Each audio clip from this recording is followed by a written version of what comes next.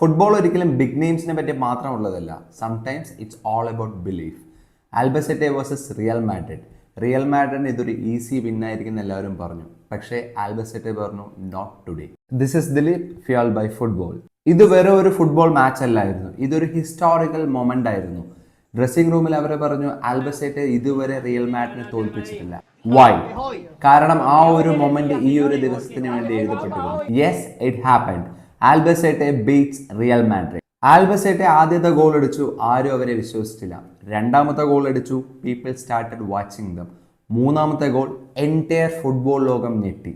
Real Madrid തിരിച്ചു വരാനുള്ള ശ്രമങ്ങൾ നടത്തിയെങ്കിലും at the end of the 19 minute Albacete won by 3-2. ഹിസ്റ്ററിയും സ്റ്റാക്സും എല്ലാം അവർക്കെതിരായിരുന്നു. പക്ഷേ കോൺഫിഡൻ്റ് ആയിട്ടുള്ള ഒരൊറ്റ കളി കൊണ്ട് അവർ ചരിത്രം തിരുത്തി എഴുതി. ആൽബസെറ്റെ ഒരു ചെറിയ ടീമാണ്, ഒരു ബിഗ് ഗെയിം പ്ലെയറോ ഒരു ബിഗ് സ്റ്റാറോ ഒന്നുമില്ലാത്തൊരു കുഞ്ഞു ടീം.